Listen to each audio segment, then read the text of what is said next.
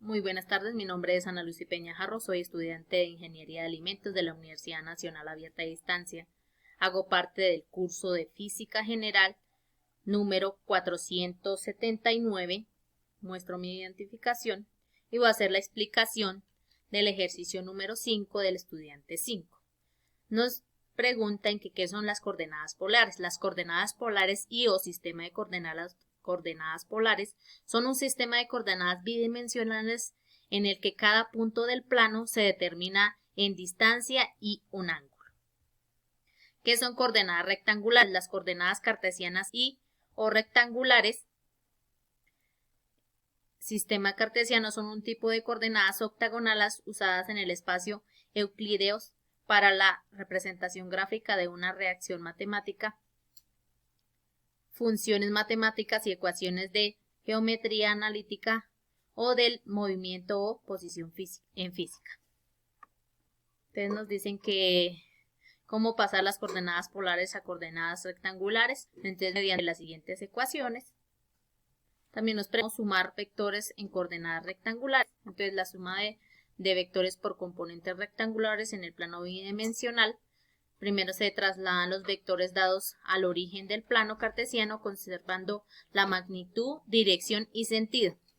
Se grafican los componentes rectangulares en cada vector paralelas a cada eje coordenado y en sentido al vector principal. Entonces el enunciado del ejercicio nos dice que en una agencia de viajes, dentro de sus paquetes turísticos, tienen como actividad realizar una carrera de observación con el fin de que los turistas conozcan el centro de la ciudad. La carrera de observación para una ciudad consta de 5 recorridos consecutivos. Al realizar el recorrido total, los turistas llegan a un punto donde encuentran una sorpresa. Los vectores de desplazamiento de cada recorrido son. Entonces, pues a continuación les voy a hacer la explicación de los desplazamientos del 1 al 5. Nos dice que encontrar las coordenadas rectangulares de cada desplazamiento y expresar cada vector de desplazamiento en términos de coordenadas de los vectores unitarios I y J.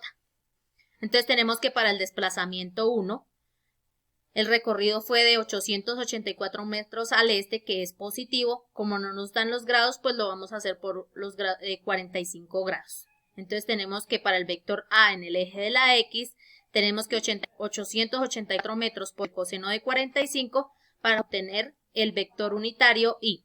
Y para obtener el vector unitario J, lo que hacemos es multiplicar por el seno de 45. 102 tenemos que 406 metros a 20.4 grados al noreste también es positivo. Lo que vamos a hacer es que para el vector B en el eje de la X lo multiplicamos por el coseno y por el ángulo, y para el vector en el eje de la Y lo multiplicamos para obtener el vector unitario. En el desplazamiento 3 tenemos que 738 metros a 31,1 grados al noreste también es positivo, al norte del este también es positivo. Entonces tenemos que para el eje de la X, para el vector unitario Y, lo multiplicamos por el coseno, y para el vector unitario J en el eje, lo multiplicamos por el seno. El desplazamiento 4, entonces tenemos que 379 metros al oeste. Al oeste significa que es negativo. Como nos dan el ángulo, pues lo vamos a multiplicar por un ángulo de 45. Vector I y J. Desplazamiento 5 nos dice que 689 metros a 41,2 al sur del este. Esto significa que va a ser negativo. En este caso se utiliza el ángulo complementario. Esto quiere decir que 48.8 va a ser el ángulo complementario más 41.2. Eso es igual a un ángulo de 90. Entonces lo que hacemos es, pues, vamos el ángulo por 48.8, que es el ángulo complementario, para obtener el vector unitario J. Y lo mismo para obtener el vector, para el vector unitario Y. Para el vector unitario J lo multiplicamos por el seno de 48.8 grados. Entonces determine el valor del desplazamiento total realizado por los turistas en la carrera de observación, calcular su magnitud y dirección. Entonces, pues primero lo que tenemos que hacer es la suma de los vectores para hallar el vector resultante. Calculamos la magnitud, que es el vector resultante igual a la raíz del vector y al cuadrado más el vector j al cuadrado. Y así, resultado. Para calcular la dirección, dice, usamos la fórmula del ángulo igual a la tangente inversa de j sobre i, eso es igual al ángulo. Entonces tenemos que el ángulo es de 0.39 grados. Nos dice que debemos, pues, rectificar los datos en GeoGebra. Como podemos ver, acá están los datos descritos, vectores. Entonces esto quiere decir que, por ejemplo, en el vector A, entonces acá nos dice que 625.8 va a dar acá. Y en el ángulo de 625, entonces lo que vamos a hacer, pues aquí se enumera. Entonces ya les voy a mostrar a continuación.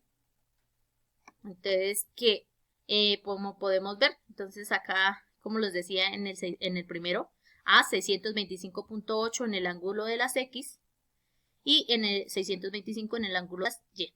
Nos dice también que, por ejemplo, el C.